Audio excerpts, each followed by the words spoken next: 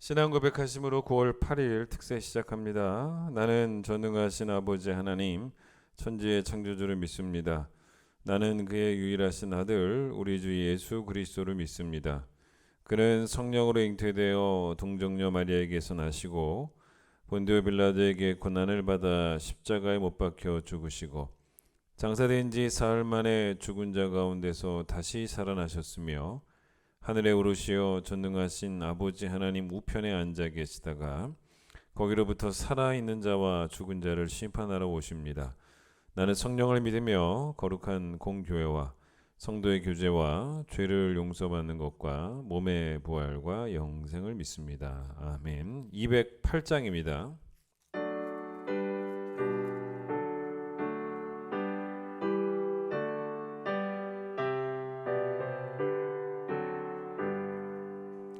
내 주의 나라와 주 계신 성전과 피 흘려 사신 교회를 늘 사랑합니다. 내 주의 교회는 전성과 같아서 눈동자같이 악기 산을 보호하시네. 이 교회 위하여 눈물과 기도로 내 생명 나가기까지 늘 봉사합니다. 성도의 교제와 교회의 위로와 구주와 함께 늘 기뻐합니다. 하늘의 영광과 베푸신 은혜가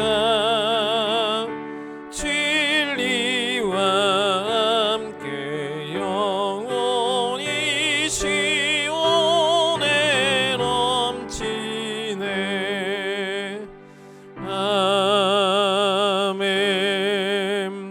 느헤미야 2장을 보겠습니다. 느헤미야 2장 17절로 20절까지 느헤미야 2장 17절로 20절까지 말씀을 제가 읽도록 하겠습니다.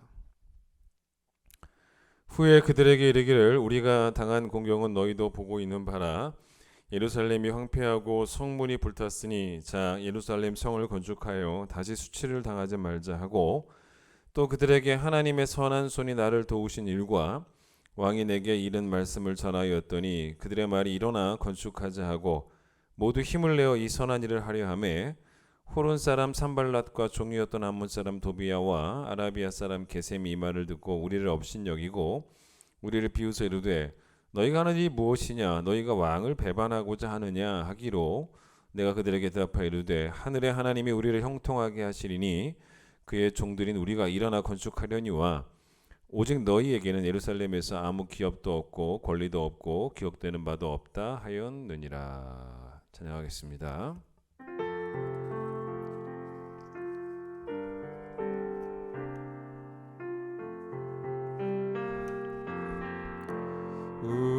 우리는 주의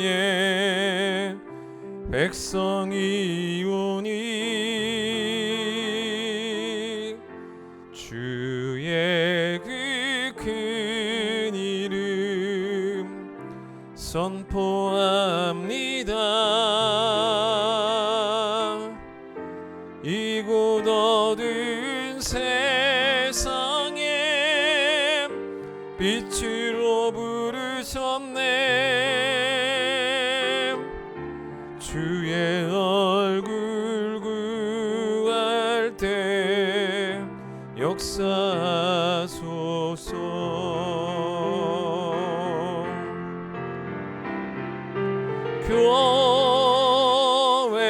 교회를 세우시고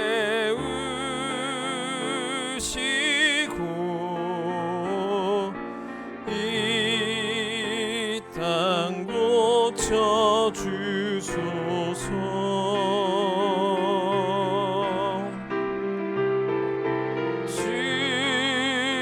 주님 나라 임하시고 주 뜻 이루어지이다.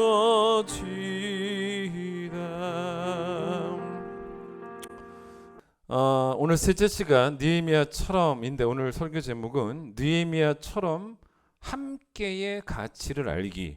어제는 느헤미야처럼 쓰임 받기고, 오늘은 느헤미야처럼 함께의 가치를 알기에 제목을 가지고 말씀을 전하겠습니다. 그러니까 느헤미야에게 우리가 배워야 될 또 신앙 중에 하나가 뭐냐면 그의 공동체에 대한 그 정신입니다. 오늘 설교의 제목처럼 느헤미야가 함께의 가치를 아는 사람이었다는 거죠. 자, 오늘 본문 읽기 전에 우리가 또 어제 1장 읽었을 때 1장에 여러분 다시 한번 2절 보시면 느헤미야 형제 가운데 하나인 형제 중 하나인 하난이라는 사람이 와서 느헤미야에게 지금 예루살렘이 다 허물어져 있다라고 그 소식을 전했지 않습니까? 근데 이때 느헤미야가 사실 어떻게 말할 수 있었겠습니까? 그게 나랑 뭔 상관이냐고 라고 말할 수도 있어요. 게다가 만약 느헤미야가 나를 생각하지 않고 이제 우리를 생각을 하게 되면 이제 어떻게 돼야 되냐면, 그 우리라는 생각 때문에 그 수를관원이라고 하는 고위 관직을 포기해야 되지 않습니까? 그러니까 아닥사스다 왕이 결국 그 유대 총리로 임명해서 이제 보내는데, 사실 유대 총리보다 훨씬 더 편안하고 또 안정적인 자리는 술관원이란 말이에요. 유대 총리로 가면 할 일도 많고. 그런데 이 느헤미야에게 중요한 건 사실 뭐였냐면 자기 자신이 아니었거든요. 공동체였습니다. 그 공동체가 느헤미야에겐 참 중요했어요. 그러니까 바사 왕국에서 자기가 출세하는 것이 중요한 게 아니고, 조금 뭐 고생을 하더라도 어제 설교처럼 주의 일에 쓰임 받는 것, 그게 그에게 형통이었잖아요. 자기를 형통해달라는 말이 높이 하나님 내 주의를 올려달라는 말이 아니라 주의 뜻 가운데 쓰임받게 해달라, 주의 계획에 참여하게 해달라, 그게 형통이었지 않습니까? 그런데 어제 이야기는 뭐였냐면, 어제는 느헤미야에 대해서 제가 무슨 말씀드렸냐면 느헤미야 자신이 주의 일에 쓰임받는 것에 대한 확신이 있었다라는 이야기라면, 오늘 이야기는 뭐냐면 자신이 주의 일에 쓰임 받기는 하는데 조금 더 구체적으로 어떻게 쓰임 받냐면 공동체 리더로서, 그냥 쓰임 받는 게 아니라 공동체의 리더로서 쓰임 받아야 된다는 걸 본인이 알았다는 거예요. 그래서 이 일은 절대 혼자 할 일이 아니라 함께 해야 될 주의 일임을 알았다는 것입니다.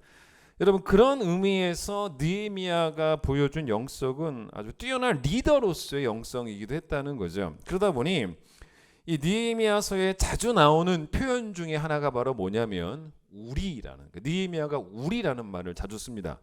어제 말씀드렸던 것처럼 느헤미야가 느헤미야서를 썼고 에스라가 에스라서를 썼는데, 그 글을 성경을 쓸 때 그 내용들을 쓴 내용들을 읽어보시면요, 그냥 쓴 게 아니잖아요. 그런 성경을 쓸 때는 다 자기의 신앙관이 들어 있잖아요. 그래서 어제 느헤미야도 또 에스라도 어떤 신앙관을 표현했냐면 둘 다 똑같았죠. 하나님의 손이 나를 도우셨다라는 표현들을 쓰게 됩니다. 그런데 느헤미야 1장 2장만 해도 느헤미야가 말 한마디를 해도 우리라는 단어를 자주 사용하고 있다는 것은 그게 그의 영성이에요. 그게 그의 믿음이고 또 그게 그의 신앙입니다. 그 단어 하나만 봐도 그 사람이 어떤 사람인지를 알 수 있다는 거죠. 일단 1장에 보시면 어제 느헤미야가 뭘 했다 그랬습니까? 회개 기도를 했다고 했죠. 그 고향이 무너져 있다라는 소식을 듣고 회개 기도를 했습니다. 6절을 보세요. 6절의 시작을 보세요. 이제 종이 주의 종들인 이스라엘 자손을 위해서 주야로 기도하오며, 그 다음 보세요. 우리 이스라엘 자손이 주께 범죄한 죄들을 자복하오니라고, 우리 이스라엘이라고 말합니다. 그런데 어떻게 말하지 않냐면 저 이스라엘 자손이, 이렇게 저라는 표현 쓰지 않습니다. 그렇게 말하지 않고 우리 이스라엘 자손이라 그러는데, 옛날 성경에는 이걸 어떻게 번역해 놨냐면 우리 이스라엘 자손이라고 안 나왔고 그냥 이스라엘 자손의 주 앞에 범죄함을 자복하오니라고 번역을 해놨습니다. 그런데 이게 사실은 느헤미야가 기도한 대로, 원문대로, 느헤미야가 말한 대로 정확히 번역한 것이 아니었기 때문에 다시 이렇게 나온 거예요. 원래 원어는 느헤미야가 우리 이스라엘 자손이라고 했어요. 우리 이스라엘 자손. 그러니까 지금 우리가 보는 성경에는 이제 우리라는 표현을 이제 살려놓은 겁니다. 원래 그 원문대로. 6절 끝에도 보세요. 어떻게까지 말합니까? 6절 끝에 보시면 나와 내 아버지의 집이라고까지 말합니다. 그러니까 이게 뭐냐면 하나님 저 사람들 용서해 주세요가 아니고 하나님 나와 내 아버지 집을 포함한 우리를 용서해 주세요. 우리를 용서해 주세요라고 말하는 거죠. 그 느헤미야가 하나님 나는 깨끗한데 저들은 더럽습니다 라고 도저히 말할 수가 없었던, 왜냐하면 아무리 자기가 지금 바사의 고위 관직자여도 자기의 뿌리는 이스라엘이에요. 그리고 이스라엘 민족의 죄에는 당연히 자기 죄도 포함되어 있다는 걸 알았기 때문에 공동체가 함께 느껴야 될 죄책감, 그 죄책감에 자기는 쏙 빠져나올 수 없다라는 걸 안 사람이었기 때문에 우리라고 계속 말을 한 거죠.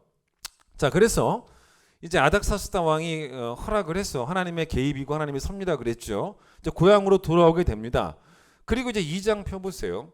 2장 11절부터 여러분 11절부터 16절까지가 뭐냐면 느헤미야가 자기 몫의 최선을 다하는 이야기예요. 그게 11절부터 16절까지 여러분 나중에 다시 한번 더 읽어보시면 자기 몫의 최선을 다하는 그런 느헤미야의 모습이 나옵니다. 뒤에서 여러분 제가 또 이야기하겠지만, 자 그러면 자기 몫에 왜 최선을 다하겠습니까? 전체를 생각하기 때문이에요. 전체를 생각하면 자기 몫에 최선을 다하죠. 여러분 우리 교회의 리더는 누굽니까? 사실 저잖아요. 제가 담임 목사니까 담임 목사라는 그 타이틀이 리더라는 말이죠. 근데 제가 이 교회에서 제 몫에 최선을 다해서 최선을 다하는 그런 태도, 또 그런 믿음을 여러분에게 제가 만약에 본으로 보여준다면 여러분은 어떤 마음 들겠습니까? 좋아요, 나빠요? 그거 보면서 아유 뭐 목사님은 뭐 그러십시오, 저는 그러고 싶지 않네요 라는 생각이 들겠습니까? 여러분 그러시면 안 되죠. 여러분 안에 선한 마음이 있다면 아마도 여러분 모두는 나도 목사님처럼 내 몫에 최선을 다해야겠다, 뭐 그런 마음이 들지 않겠습니까? 그러니까 느헤미야가 자신의 몫에 최선을 다하는 모습이 어떤 모습이었냐면 11절부터 잠깐 보시면 내가 예루살렘에 이르러 머문 지 사흘 만에라고 말하는데 3일 정도 쉬었다가 4일째부터 이제 뭘 하게 되냐면 예루살렘 성벽이 얼만큼 파괴됐나, 그 파괴된 상태를 정확히 체크를 합니다. 그거는 느헤미야가 할 몫이었어요. 체크를 합니다. 그런데 이걸 이제 은밀히 해요. 좀 이따 말씀드리겠습니다. 근데 도착 후 3일 후에 이제 은밀히 시작하게 되는데, 자 그러면 여기 성경에 나와 있지는 않지만 그러면 도착해서 3일 동안은 뭘 했겠냐는 것입니다. 성경에 정보는 없지만 충분히 예상할 수 있어요. 우리가 느헤미야 영성을 우리가 지금 3일 동안 배웠다면, 오늘까지 배우고 있다면 여러분 어떻게 예상할 수 있냐면 저는 확신합니다. 그 3일 동안 뭐 했을까요? 기도했을 거예요. 3일 동안 기도했을 것입니다. 왕 앞에 잠시 말하기 전에도 묵도한 사람인데 3일 동안 기도하는 일에도 그게 자기 몫이잖아요. 최선을 다했을 거예요. 왜 그러나 여러분 기도가 뭐냐면요, 기도는 하나님의 뜻을 발견하는 통로입니다. 기도는 내 뜻을 하나님께 알리는 통로가 아니라 하나님이 하나님의 뜻을 위해서 내가 무엇 하기를 원하시는지를 발견하는 통로가 기도예요. 그걸 정확히 어떻게 알 수 있냐면 12절을 보세요. 저는 12절만 봐도 느헤미야가 이 3일 동안 기도를 열심히 했다라는 걸 알 수 있는 게 12절 뭐라 그럽니까? 내 하나님께서 예루살렘을 위해 무엇을 할 것인지 내 마음에 알려주신 것이라는 표현을 씁니다. 다시요. 내 하나님께서 예루살렘을 위해 무엇을 할 것인지 내 마음에 주신 것이라는 표현을 하고 있지 않습니까? 그러니까 여러분 느헤미야의 최선은 뭐냐면 기도하는 최선. 기도 없이 움직이지 않았어요. 왜냐하면 그에게 기도는 뭐였냐면 내 하나님께서 내가 예루살렘을 위해서 무엇을 해야 되는지를 알려주시는 그것을 내 마음에 주시는 통로가 기도였기 때문에 기도를 안 할 수가 없었어요. 여러분 이 부분을 제가 이제 두꺼운 책인데 필립 얀시라고 하는 분이 쓴 책 가운데 기도라는 책이 있는데 이 기도에서 필립 얀시가 이런 표현을 쓰더라고요. 들어보세요. 뭐라 그러냐면 기도는 마음의 근시를 바로잡게 해준다. 참 표현이 멋지죠. 마음의 근시라는 것입니다. 여러분 근시가 뭐예요? 근시가 근자가 가까울 근자 아니겠습니까? 가까운 것은 보는데 먼 것을 보지 못하는 게 그게 사실은 근시 아니겠습니까? 여러분 우리 신앙에도 마음의 근시가 있는 거예요. 다시 한번 들어보세요. 기도는 제가 필립 얀시의 글을 읽어드리는 거예요. 기도는 마음의 근시를 바로잡게 해준다. 잊어버리기 쉬운 하나님의 관점을 상기시켜주는 것이다. 우리는 시시때때로 역할을 뒤집어 버린다. 내가 하나님을 섬기는 게 아니라 주님이 나를 위해 봉사한다고 착각하기 일수다. 그래서 우리는 자기 연민에도 빠지기도 한다. 자기 연민을 이기는 힘은 기도를 통하여 하나님의 관점을 가지는 것이다. 자, 이 자기 연민을 한번 이해해 보세요. 무슨 말이냐? 느헤미야가 보세요. 수상궁에 있었는데 하나님께 늘 기도하는 것이 출세하게 해달라고. 그걸 자기가 바라는 게 출세라고. 그렇게 하나님께서 알리고 기도했다고 해보세요. 그런데 여러분 생각보다 빨리 출세가 안 되니 어떻게 되겠습니까? 그렇게 되면 보통 자기 연민에 빠지죠. 근데 여러분 느헤미야는 절대로 그런 시시한 사람이 아니에요. 나를 위해 봉사하시는 하나님이 아니라 자신이 하나님을 섬길 수 있도록 하나님의 뜻 가운데 부르시고 그 일을 감당할 수 있도록 선한 손으로 도우셔서 느헤미야의 손을 강하게 하시고 그의 마음속에 예루살렘을 위해서 무엇을 해야 할지를 계속 알게 하시는 그 하나님을 느헤미야는 기도를 통해 계속 만났다는 거예요. 3일 동안도 그런 시간을 가졌겠죠. 그렇게 기도에 최선을 다하고 난 다음에 그리고 난 다음에 이제 움직입니다. 뭘 하냐? 이제 느헤미야가 성벽의 파괴 상태를 체크하기 시작합니다. 그런데 여러분 12절 보시면 짐승을 타고 나갔다고 하지 않습니까? 아마도 이 짐승은 나귀였을 거예요. 몇 명, 한 두세 명 데리고 나갔겠죠. 거기 나왔죠. 그런데 14절 보세요. 14절 보면 나귀가 지나갈 수 없을 정도로 파괴 상태가 심각했어요. 막 성벽이 막 파괴되어 가지고 그 자네들이 사람 다니는 통로를 막 막는 그런 수준이어 가지고 그래서 그 나귀 한 마리 지나가기 어려울 정도로. 그런데 여러분 이 성벽 파괴 상태를 확인하는 것을 느헤미야가 언제 하냐면 밤에 비공식적으로 사람들이 모르게 몇 명만 데리고 눈을 피해서 합니다. 12절 보세요. 거기 뭐라고 나옵니까? 내 하나님께서 예루살렘을 위해 무엇을 할 것인지 내 마음에 주신 것을 내가 아무에게도 말하지 않았다. 밤에 일어나서 몇몇 사람과 함께 나아갈새 내가 탄 짐승 위에는 다른 짐승이 없었던 그런 식으로 은밀하게 했다는 것입니다. 왜 그랬을까? 왜 그랬을까? 무척 신중했죠. 왜 그랬냐면 일단 반대하는 사람들이 생기잖아요. 악한 세력들이 생기죠. 그게 10절에 나온 산발락과 도비아라는 사람이죠. 그러니 느헤미야가 성벽을 쌓기 위해서 성벽의 상태를 지금 와서 점검하고 있다라는 소식이 적에게 들려봐야 별로 좋을 것 없다라고 생각을 했겠죠. 그리고 또 이 일은 자기가 혼자 해야 되는 것이 아니고 백성들과 함께 백성의 리더들과 함께 해야 되는 것인데 자기가 전체를 이끄는 리더로서 최선을 다하고 싶었던 거예요. 진짜 최선 다해야 되지 않습니까? 저도 목회할 때 최선 다해야 되는 것처럼 그래서 철저한 준비를 하고 싶었어요. 그 철저한 준비를 하고 난 다음에 백성들 앞에 서기를 이제 원했던 거죠. 그래서 예루살렘 성벽이 지금 어느 정도 무너져 있는지 본인 스스로가 철저하게 체크하고 잘 파악하고 난 다음에 그 다음에 이제 백성들 앞에 서서 여러분 함께 일합시다. 이렇게 되면 백성들이 다 그걸 보고 느헤미야를 따라올 수 있지 않습니까? 그러면 힘도 강해지고. 그런데 여러분 생각해 보세요. 분명히 지금 적들도 많이 있는데 느헤미야가 철저하게 준비하지도 않고 그냥 백성들 앞에 서서 같이 합시다 그랬을 때 백성들이 막 반발할 수도 있고 자기들도 뭉치지 않으면 어떻게 이걸 합니까? 그러니 모든 걸 계산을 한 거예요. 기도하면서 계산했겠죠. 기도하면서 계산했겠죠.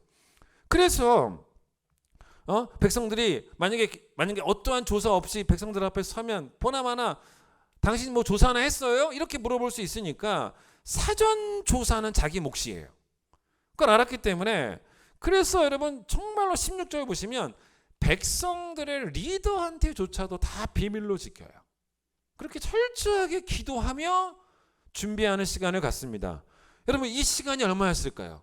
3일 동안 기도했을 거라고 보는 거죠. 그리고 또 계속 며칠 동안 조사를 했죠. 그리고 계획 세웠죠. 여러분 이게 얼마 동안 그랬을까요? 몰라요. 성경에 안 나오니까. 제가 보기에는 시간이 많이 지났을 거예요. 그게 다 그렇게 최선을 다하고 난 다음에 드디어 백성 앞에 서요. 그게 뭔지 아십니까? 17절 후회. 이 후회라는 말이 오기까지 얼마나 기도에 최선을 다하고 자기 몫에 최선을 다했던 그 리더였던 느헤미야. 그게 느헤미야의 영성이에요. 그래서 여러분 이렇게 자기 몫을 다 끝내놓고 백성들 앞에 딱 섰을 때 느헤미야를 백성들이 바라보면서 그를 신뢰할 만한 사람으로 믿고 따를 만한 사람으로 여기지 않았겠습니까? 자, 이제 오늘 우리가 읽은 본문 17절부터 20절 정말 근사한 느헤미야의 모습, 여러분 꼭 닮으셔야 되는 느헤미야의 모습이 나옵니다. 그게 바로 뭐냐면 그의 공동체성이에요. 공동체성입니다. 계속 우리라는 표현을 씁니다. 그래서 하나님께서 그에게 알려주신 거룩한 비전을 12절 예루살렘을 위해서 뭘 할지를 알려주신 그 거룩한 비전을 혼자 할 일이 아닌 거 알았으니까 그 비전을 공동체와 함께 쉐어링합니다. 나눕니다.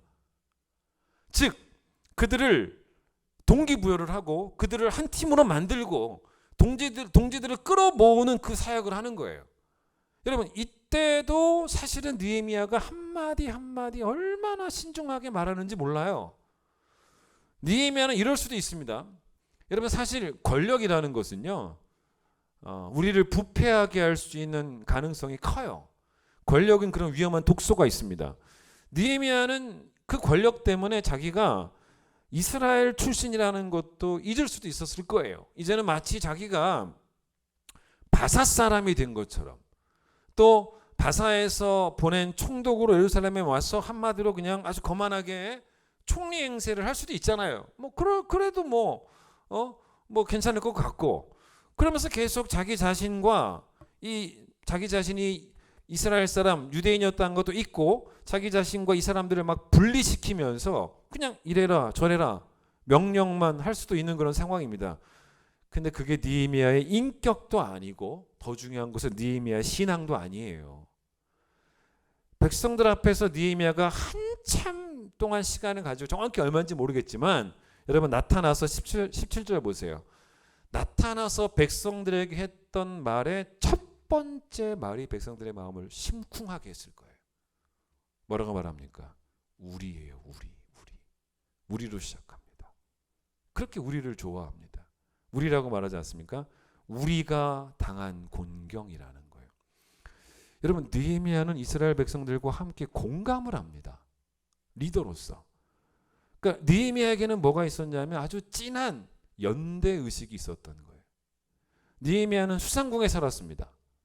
그러나 그의 마음은 늘 하나님이 그에게 허락하신 믿음의 공동체에게 향해 있었던 거예요. 늘 마음이 그의 공동체예요. 늘 공동체 생각이에요. 우리 생각. 그렇기 때문에 자신이 살던 수상궁이 얼마나 아름다웠겠습니까? 바사 제국의 궁전인데 무너지지 않고 화려한 건물이었지만 그것보다 그의 마음은 계속 황폐해진 예루살렘이에요. 그의 마음은 거기에 있는 거예요.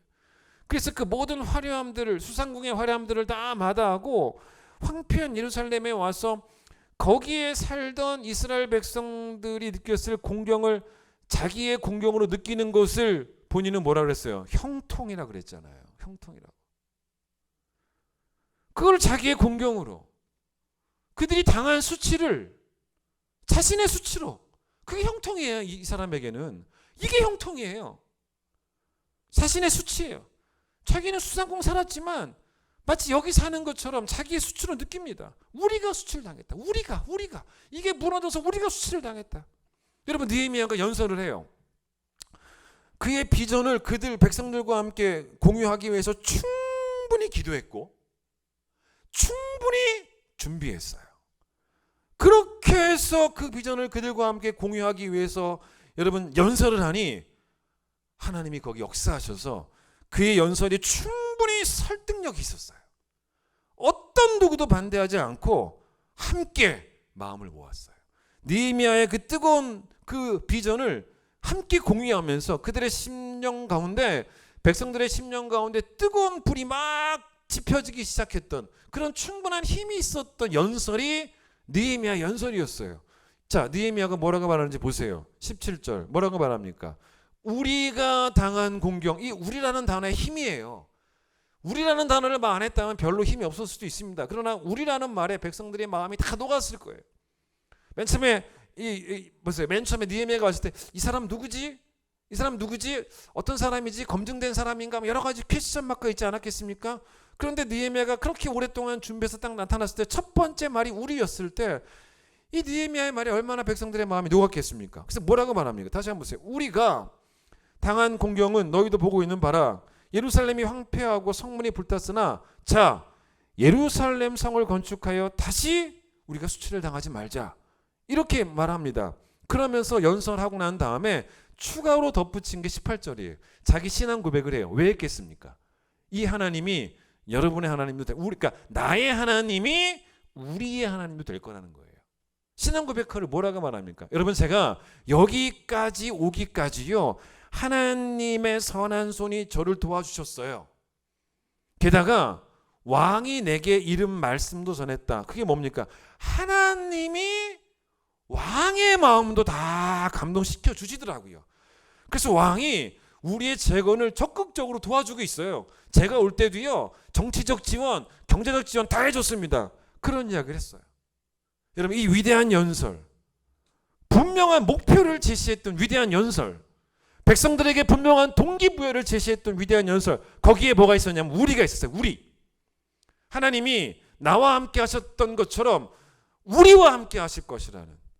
그래서 백성들이 뜨거워져서 함께 동참하기로 거룩한 결단을 내립니다. 아무도 거부 안 해요. 그게 뭡니까? 뭐라고 말합니까? 드디어 백성들이 자기들이 뭐라고 말합니까? 18절 끝에 보세요. 일어나 건축하자. 백성들이 마음을 모읍니다. 우리 함께 합시다. 주의 일을 함께 합시다. 일어나 건축하자. 이 말을 듣고 또 느헤미야도 엄청 감동을 했겠죠. 그렇게 말을 합니다. 여러분, 그런데 이게 바로 뭡니까? 일어나 건축하자. 여러분, 이게 바로 뭐냐면 연합이죠. 근데 여러분, 연합은 사실은 얼마든지 악한 목적으로도 연합할 수 있지 않습니까? 그래서 성경이 어떻게 표현합니까? 18절 끝에 보세요. 모두 힘을 합해서 어떤 일에 연합을 한 거예요? 선한 일. 선한 일에 연합을 한 것입니다. 그렇게 말하죠. 여러분, 제가 오늘 말씀 여러분 전하면서, 말씀을 준비하면서, 자, 백성들이 이렇게 된 이유를 저는 왜 그랬을까? 이렇게 백성들이 마음이 하나로 모아질 수 있었던 이유는 저는 한 3가지 정도로 봅니다. 첫 번째는 뭐냐면 느헤미야의 확신과 믿음에 물든 거겠죠. 첫 번째가 이런 것을 우리가 뭐라고 말하는지 아십니까? 이게 바로 여러분 리더의 선한 영향력이에요. 첫 번째가 뭐였습니까? 제가 말하고 싶은 것은 이거예요. 제일 중요한 것이 뭐였냐면 이 사람들이 이렇게 따라오게 된 이유가 하나님이 이 선한 일에 자신들과도 함께 하실 걸 믿었어요. 왜냐하면 느헤미야가 제시한 이 일은 느헤미야의 일이 아니라 우리의 일이니까. 그래서 느헤미야가 하나님의 손이 자기를 도우신 것을 간증했을 때 그 간증이 정말 어떤 간증이었어요? 확신에 찬 선포였어요. 아마 여러분 18절은 아주 확신에 차서 하나님의 손이 여러분 저를 도와주셨어요. 그래서 왕도 마음을 움직여 주셨어요. 아주 세게 말했을 거예요. 저는 설교자로 살아가지 않습니까? 설교자로 살아가면서 여러분 설교에 있어서 가장 중요한 것 중에 하나가 저는 뭐라고 생각하냐면 설교하는 기술, 능력, 스킬 그것보다는 저는 설교자의 확신이라고 생각이 듭니다. 여러분 제가 여러분에게 설교할 때 제가 확신하지 못한 것을 설교하면 아무런 힘이 없어요. 예레미야가 하나님의 심판의 메시지를 남유다에 전하려고 하니까 그걸 자꾸 전하니까 박해를 받아요. 그러니까 박해받는 게 참 괴롭잖아요. 그래서 뭐라 그럽니까? 너무 괴로우니까 나 안전하겠다. 내가 이거 전하다가 너무 힘들다. 안전하겠다. 너무 힘들었어.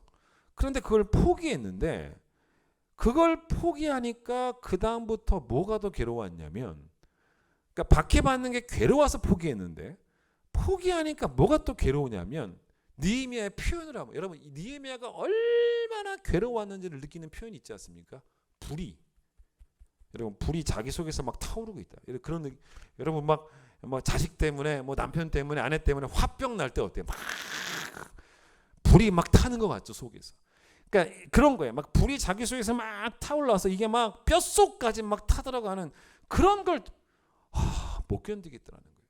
그러니까 무슨 말이냐면 자기가 박해받는 게 괴로워서 안전하려고 했는데 자기의 동포 이게 뭐예요? 우리예요. 우리.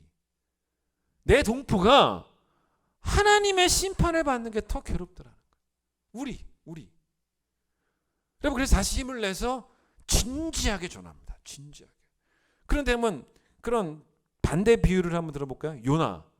요나는 어디로 가라 그랬다고요? 아수르의 수도 니느웨로 가라 그랬단 말이에요. 여러분 니느웨에 갔는데 억지로 끌려갔죠. 근데 자기 속에 불이 없어요. 타들어가는 불이 없습니다. 그러니까 니느웨에 가서 말씀 전할 때 성의도 없잖아요. 성의도 없고 뭐 회개하세요 이런 식으로 진지하지도 않고 되게 빨리 끝나고 돌아오고 여러분 설교자가 진지하지 않으면 청중은 진지해지지 않습니다. 설교자가 확신에 차 있지 않으면 청중은 확신에 찰 수가 없어요. 그게 설교자의 중요한 역할이에요. 그게 바로 느헤미야 역할이었습니다.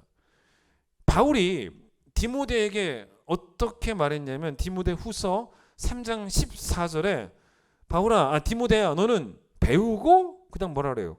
확신한 일에 거하라 라고 그렇게 말하는데 그러면서 바울이 뭐라고 말하는지 아십니까? 너가 누구한테 배웠나를 기억해 보라는 거예요. 누구한테 배웠습니까? 디모데는 바울에게 배웠습니다. 여러분 바울에게서 디모데가 배운 게 뭔지 아세요? 확신이에요. 확신을 배운 거예요. 이스라엘 사람들은 느헤미야를 통해서 하나님에 대한 확신을 배웠기 때문에 이 일에 우리의 일에 하나님의 손이 함께 할 것을 믿고 일어나 건축하자고 결단을 한 거예요. 또 이들이 결단하게 된 저는 두 번째 이유를 뭐라고 보냐면 느헤미야가 자기 몫에 최선을 다하는 곳에 도전을 받은 거예요. 그럼 이제 우리 몫도 감당해야지. 세 번째 바로 느헤미야가 가지고 있었던 그 우리에 대한 사랑.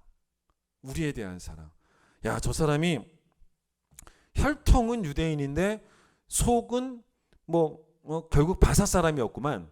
피만 유대인이지 결국 원래 저 사람 보니까 바사 사람이네 지금 말하는 거 보니까 그렇게 느낀 게 아니고 저분이 우리와 함께 아파하고 우리와 함께 기뻐하는 우리의 동지구나를 드디어 느낀 거예요.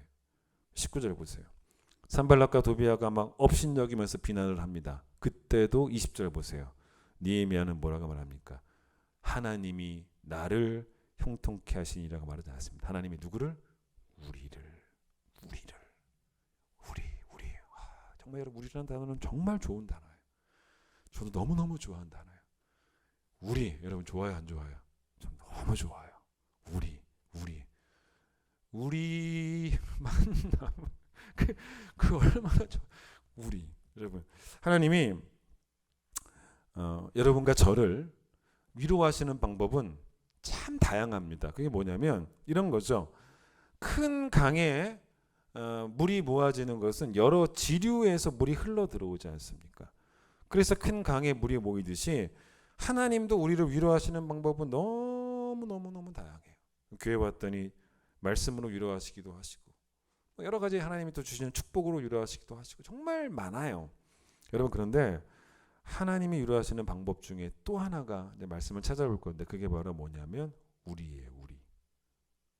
동역자들을 통해 위로하세요. 우리나라가 북한과 6.25 전쟁을 하게 될 때 그때 북한이 쳐들어왔잖아요. 그때 우리나라를 돕기 위해서 총 22개 국가에서 참전을 합니다. 그래서 우리와 함께 싸워줬죠. 한 나라 한 나라가 우리나라에 또 들어올 때마다 우리 대한민국 국민들이 얼마나 위로를 받았겠어요. 여러분, 바울이 하나님 나라를 위해서 자기 몫을 최선을 다합니다. 진짜 여러분, 우리가 봐도 최선을 다한 거 알잖아요. 얼마나 수고했습니까? 여러분, 그래도 바울은 인간이에요. 여러분, 아무리 최선을 다해도 늘 우리에 대한 그리움이 있어요.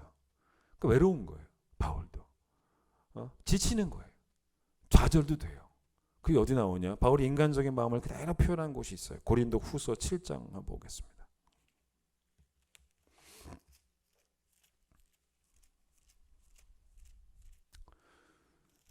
자, 오랜만에 신약으로 왔죠? 고린도 후서 7장 292페이지 5절 보세요.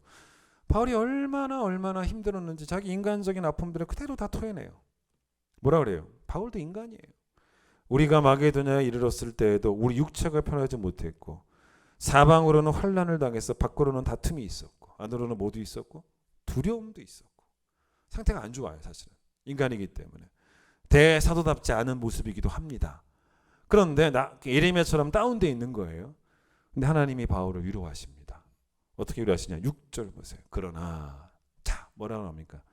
낙심한 자들을 위로하시는 하나님이죠.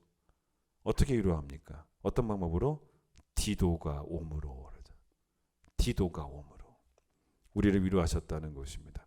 그 그립던 동역자를 만나게 하신 거예요.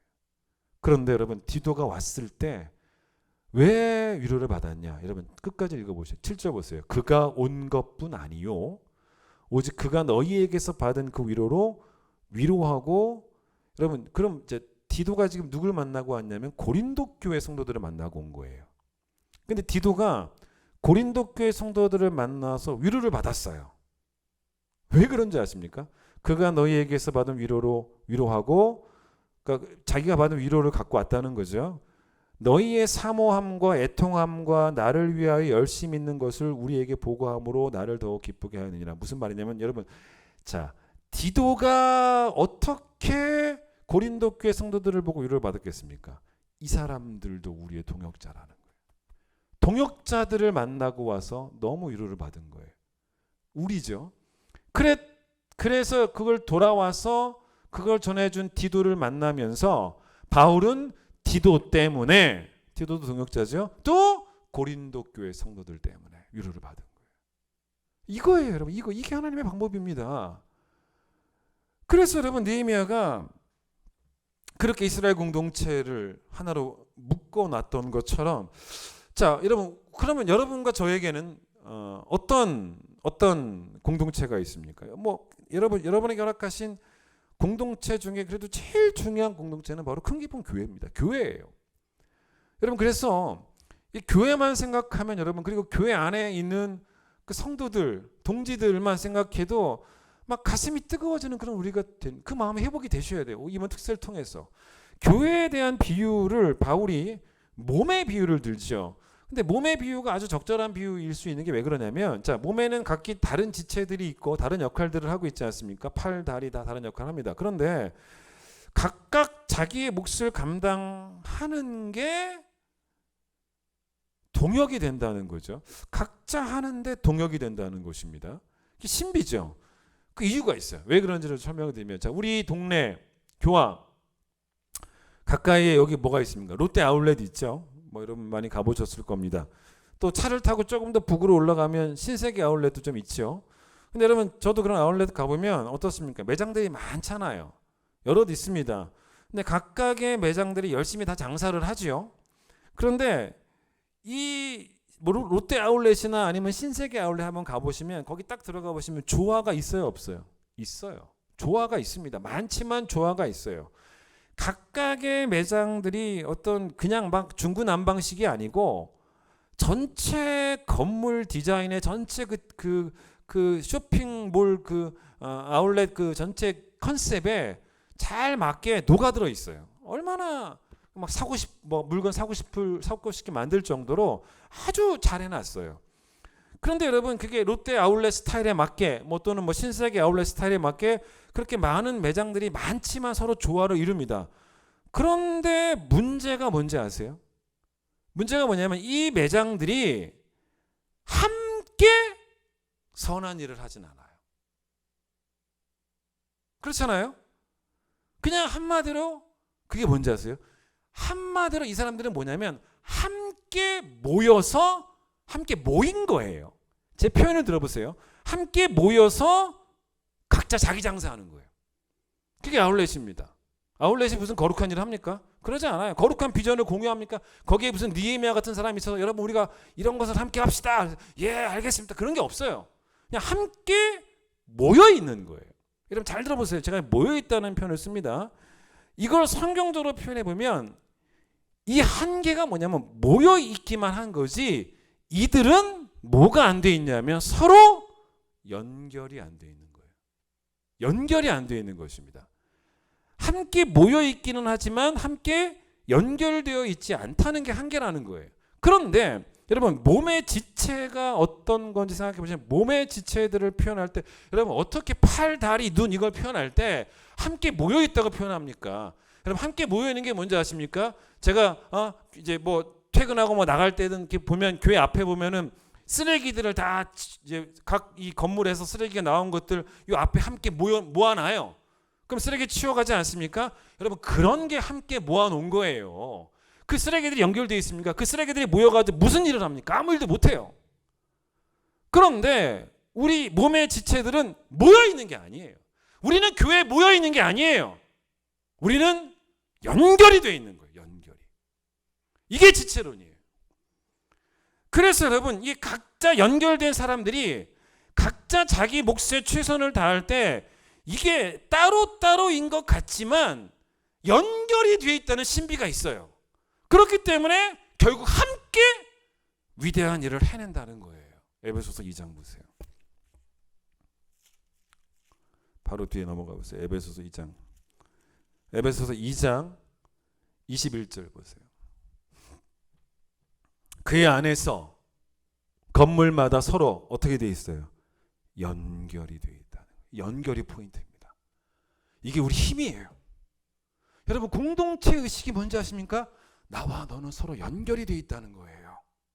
이게 공동체 의식이에요. 여러분 지금 이스라엘 백성에게 느헤미야가 계속 뭘 강조하는 거냐면 여러분과 제가 연결이 되어 있습니다. 우리는 연결이 되어 있어요. 이 공동체 의식을 만들어 놓는 거예요. 여러분 이스라엘 백성의 이 성벽 공사가요 52일 만에 끝나요. 왜 이렇게 빨리 완공이 된지 아십니까? 서로 연결이 되어 있다라는 그 영적 의미를 온 백성들이 마음에 다 품고 자기 몫에 최선을 다했고 그렇게 방해하는 세력이 많았지만 그 연결고리를 못 끊더라는 거예요.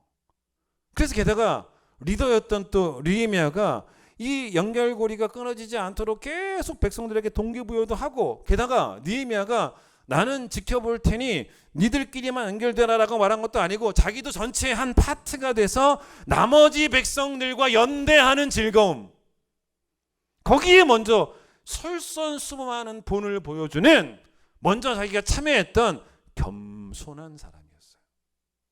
여러분 좋은 리더를 만나는 것은 진짜 공동체의 복입니다. 그래서 제가 여러분 앞에 서 있으니까 여러분 오늘 이 온라인 통해서 부탁을 드립니다. 저를 위해서 진짜 많이 기도해요. 저 정말 부족하지 않습니까?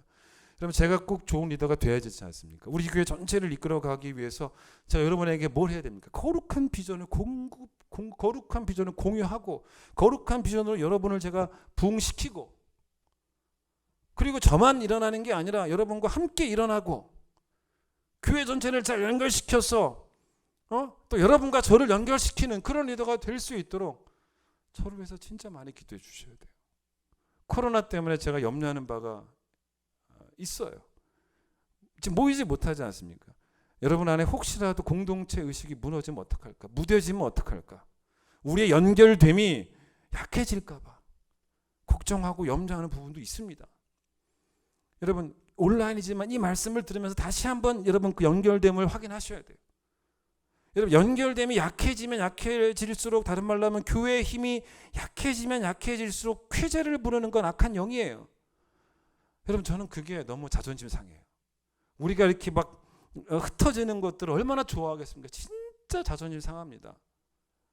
예? 모이지 못해도 여러분 느헤미야처럼 기도할 수 있잖아요. 어떻게? 12절 12절처럼 기도할 하나님의 나라를 위해서 무엇을 할 것인지 내 마음에 주신 것을 계속 제가 기억하게 하소서. 모이지 못해도 계속 발견할 수 있도록 기도하셔야 됩니다. 여러분 성경에 이 위대한 연대를 또 보여주는 좋은 아주 예가 하나 있습니다. 그게 바로 뭐냐면 다윗과 요나단 이야기입니다. 아주 멋져요. 여러분 어제 설교를 기억해 보세요. 제일 중요한 것이 뭐냐면 여러분 제일 중요한 것 한번 따라 보겠습니다. 제일 중요한 것은 하나님의 뜻이다. 여러분 제가 이거 3일 동안 말합니다. 하나님의 뜻이 제일 중요합니다. 여러분 정말 그 요나단이 그러니까 다윗도 물론 위대했지만 요나단이 위대했던 것은 하나님의 뜻을 너무 존중해요. 그게 너무 중요하니까 하나님의 뜻 잘 보세요. 하나님 어제 설교죠. 하나님의 뜻 안에 자기가 있고 하나님의 뜻 안에서 쓰임 받는 것만이 형통인 줄 알았어요. 그거는 요나단도 같은 마음이었습니다. 자, 왜 그러냐? 자, 하나님의 뜻 안에서 내가 쓰임 받는 것이 어제 설교였다면 오늘은 뭐냐면 하나님의 뜻 안에서 우리가 함께 쓰임 받는 거예요. 오늘 설교죠. 그래서 여러분 각자의 몫이 우리 전체의 거룩한 비전과 맞물려 가는 거예요. 그 얘기입니다. 그래서 전체 이 교회가 얼마나 능력이 있는지 힘이 있는지를 저 세상에 특별히 악한 영에게 보여줘야 자존심 있지 그걸 우리가 지면 되겠습니까? 보여줘야죠. 여러분 다윗과 요나단의 관계에서 요나단이 만약에 우리를 생각하지 않고 만약에 자기 자신만 생각했다면 어떻게 했겠습니까? 수단과 방법을 가리지 않고 아버지와 힘 모아서 다윗 죽였을 거예요. 왜냐하면 자기가 1순위잖아요. 느헤미야가 더 높이 올라갈 수도 있는 기회를 포기한 이유가 뭐였습니까? 우리 때문이었잖아요. 마찬가지예요. 여러분 요나단도 자신이 사울의 아들인 것도 아들이지만 장남이에요. 1순위입니다. 그렇게 생각하면 다윗이 원수고 경쟁자고 아버지도 어차피 다윗 싫어하니까 아버지도 오랫동안 정치하시고 아버지 끝나면 내가 하려면 다윗 죽이면 돼요. 같이. 그런데 왜 요나단이 다윗의 동역자가 되었냐면 요나단은 하나님의 뜻을 존중하는 믿음이 있었어요. 그 뜻 안에서 자기 위치를 정확히 여러분 잘 기억하세요. 그 뜻 안에 내 위치를 발견하세요. 사무엘상 15장 보세요.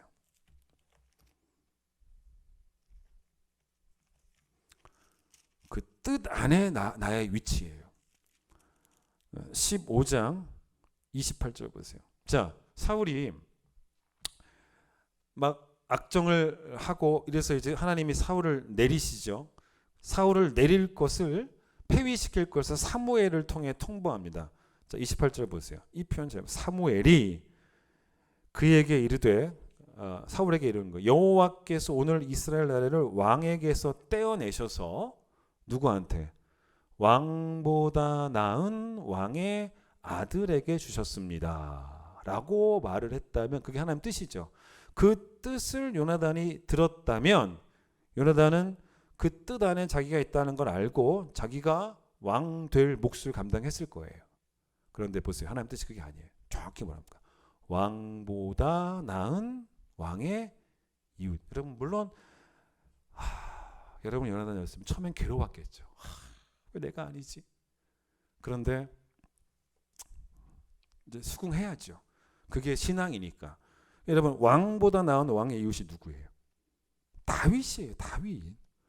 요나단이 결단한 거죠. 그 뜻 존중하기로. 그리고 여러분 그 뜻 안에서 잘 들어보세요. 다윗과 연대하기로. 그러니까 다윗을 도와주기로. 그 뜻이면 나는 뒤로 빠지겠다가 아니에요.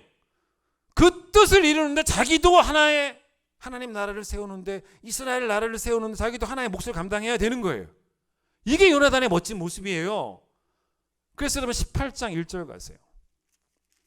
다윗이 사울에게 말하기를 마침에 요나단의 마음이 누구의 마음과 다윗의 마음과 하나가 되어 바로 이 말이 뭐냐면 요나단이 다윗과 연대했다는 거예요. 혈통적으로 아버지 사울과 연결되어 있었지만 하나님의 뜻 안에서는 영적으로 다윗과 연결이 된 거예요. 얼마나 멋진 사람입니까? 그렇죠? 근데 여러분 이게 보시면 이 아버지 사울이 무너뜨린 이스라엘이지 않습니까? 그러니까 이게 정말 좋았던 게 아버지 사울이 무너뜨린 이스라엘을 다윗과 함께 다시 세우길 원했어요. 그때 자기가 주연이 아니어도 상관없다는 겁니다.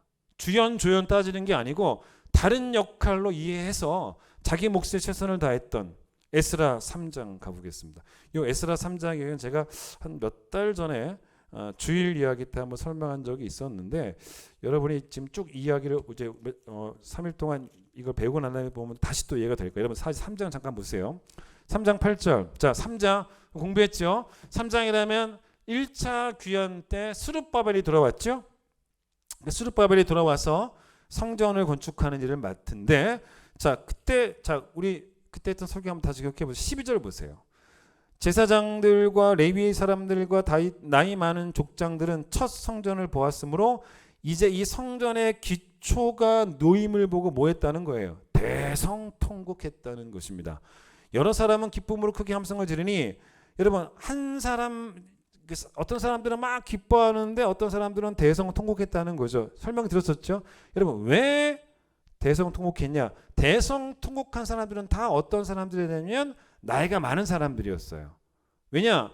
이 사람들은 예전에 예루살렘이 망하기 전에 솔로몬이 지었던 그 성전에 들어갔던 사람들이었겠죠. 그 성전에서 예배했던 사람들입니다. 그런데 이제 돌아와가지고 이제 포로 생활하고 다 무너졌던 성전을 다시 건축하겠다고 하는데 스룹바벨이라는 사람이 딱 기초를 세워놨는데 기초 사이즈가 너무 작아요. 너무 화가 나고 너무 속상하고 마음이 아픈 거죠. 그래서 막 울었다는 거예요. 그런데 이 솔로몬의 성전을 보지 못했고 뭐 포로 기간 중에 태어난 사람들도 많이 있었을까 아니겠지. 포로 생활에 70년이었으니까 그 사람들은 다시 돌아와서 성전 기초만 쌓이는 것만 봐도 너무너무 기쁘죠. 사이즈를 비교할 것도 없고 자기는 비교도 안 되고. 여러분 학계를 갑니다. 자, 기억하세요. 이때 성전 건축을 독려했던 선지자가 누구라 그랬습니까? 학계와 스가랴라고 했는데 학계와 스가랴가 독려했던 게 뭔지를 또 하나 볼 필요 있습니다. 학계 2장 보세요. 2장 3절에 학계가 뭐라 그럽니까? 하나님 이런 말씀 주시죠. 너희 가운데 남아있는 자 중에서 이 성전의 이전 영광을 본 자가 누구냐? 나이 많은 사람들이었죠. 이제 이것이 너에게 어떻게 보이느냐? 이것이 너희 눈에 보잘것없지 않냐? 이렇게 말을 합니다.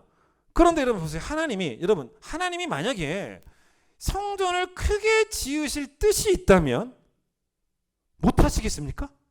하나님이 바사의 왕을 감동시켜 가지고 지금 바사가 이제 성전 지으라고 허락했는데 바사가 그냥 적극적으로 지원해서 막 진짜 옛날에 솔로몬 성전과 비교할 수 없을 정도로 막 초대형 성전을 짓는 일에 적극 지원할 수 있도록 하나님이 그런 뜻이 있어서 바사의 왕을 마음을 움직인다면 충분히 그럴 수 있어요. 여러분 그러나 하나님은 그걸 원하는 게 아니에요. 하나님이 원하는 걸 여러분 귀담아 들으세요. 하나님의 뜻 안에서 각자의 몫에 최선을 다하면서 하나님은 함께 우리가 뭔가를 이뤄내는 걸 원하시는 거예요. 함께 이뤄내는 것을. 사이즈가 작아도 주의 뜻이라는 것과 함께 이뤘다는 것에 충분한 의미가 있다는 거예요. 그래서 하나님이 누굴 격려합니까? 4절. 그러나 여호와가 이르노라. 누구를 격려해요? 절대 개의치 말아라. 수르바바라. 네 목 감당해. 예수아야. 네 목 감당해. 그거만 하면 돼. 절대 이런 사람들의 생각에 개의치 마. 여러분 수르바벨을 왜 격려했겠습니까? 제 생각에는 수많은 사람들이 수르바벨을 누구랑 비교했겠어요? 솔로몬하고. 솔로몬보다 못하다고. 절대로 아니에요. 절대로 아닙니다. 스가랴 4장 가보세요. 4장 10절.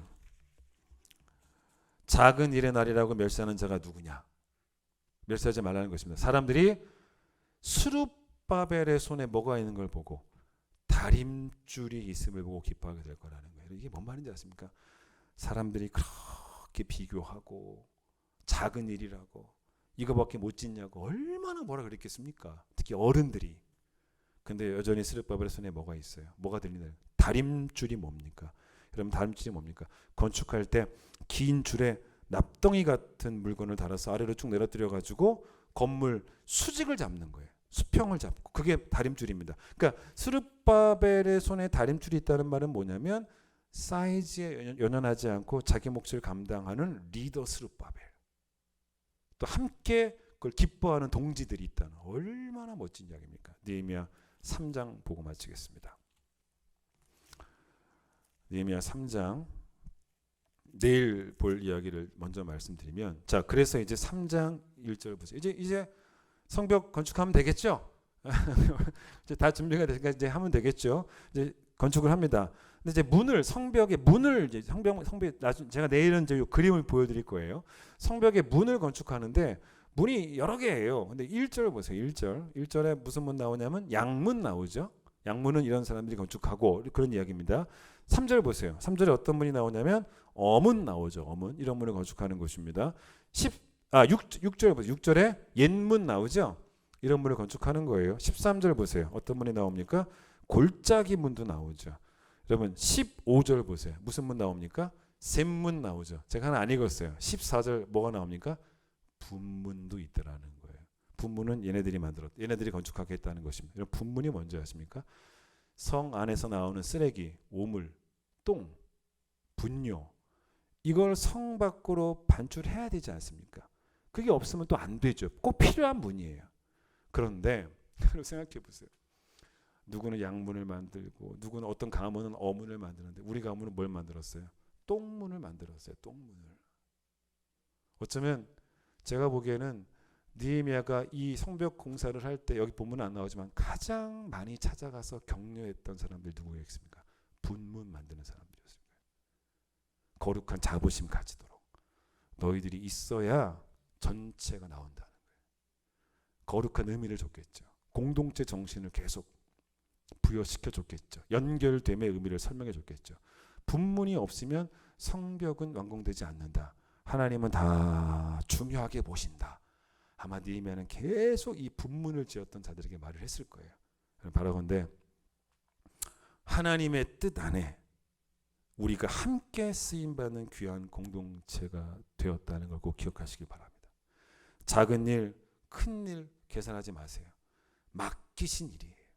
맡기신 일에 이름도 없이 빛도 없이 충성하는 그 선함이 여러분의 신앙이 되기를, 그 멋짐이, 마음의 근실을 꼭 기도로 이겨내세요. 그래서 내가 사용하는 하나님이 아니에요. 하나님이 사용하시는 나가 돼야 돼요. 내가 사용하는 하나님이 아니고 하나님이 사용하시는 우리가 돼야 돼요. 그게 바로 우리가 느헤미야에게 배울 영성이에요. 기도하고 찬양하겠습니다.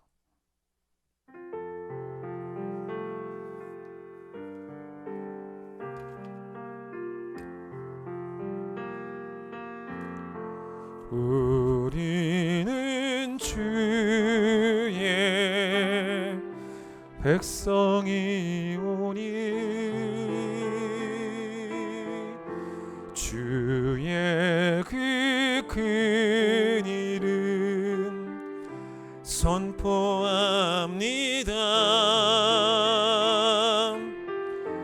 이곳 어두운 세상에 빛으로 부르셨네. 주의 얼굴 구할 때 역사소서. 하나님, 우리를 큰 기쁨 교회로 부르셨습니다. 교회를 세우시고 교회를 세우시고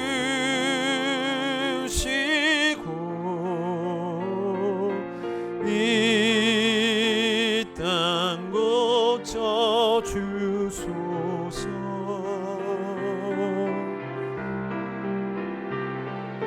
주님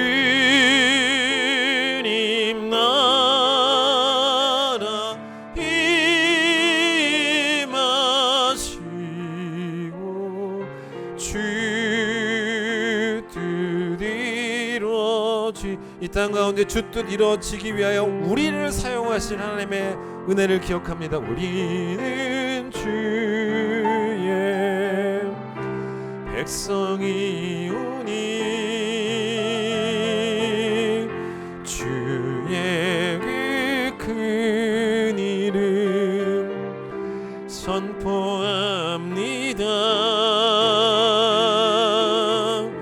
이곳 어두운 세상에 빛으로 부르셨네. 주의 얼굴 구할 때 역사소서. 이 땅에 교회를 세우시고 교회를 세우시고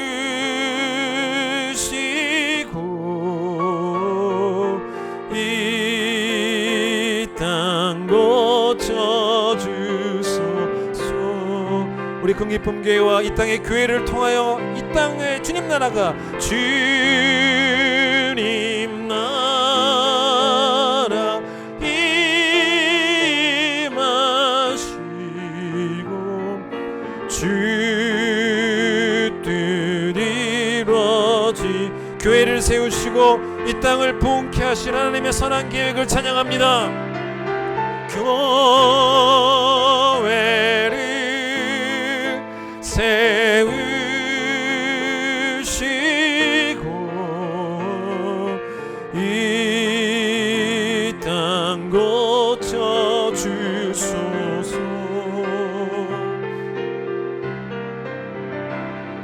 주님 나라 임하시고 주 뜻 이루어지이다.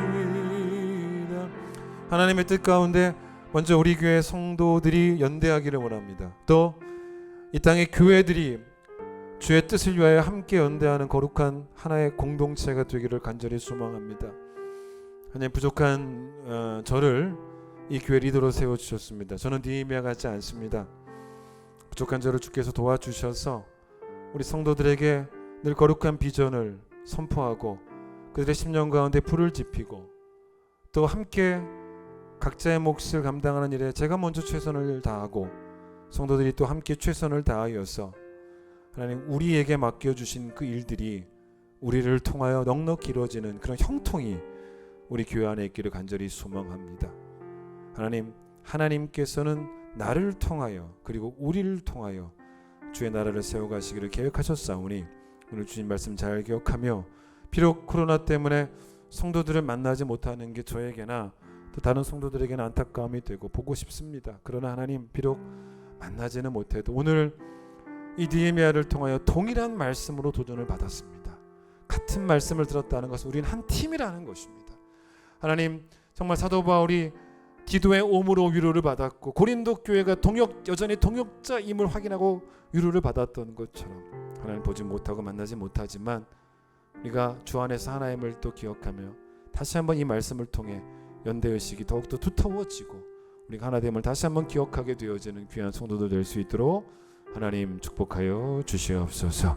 이제 예수님의 놀라우신 은혜와 하나님의 사랑과 성령의 역사하심과 교통하심이 주님 나라 위에 함께 귀하게 쓰임받기 원하는 모든 성도들, 함께 가치를 하는 우리 모두에게 역사하여 주시기를 간절히 축원하옵나이다. 아멘.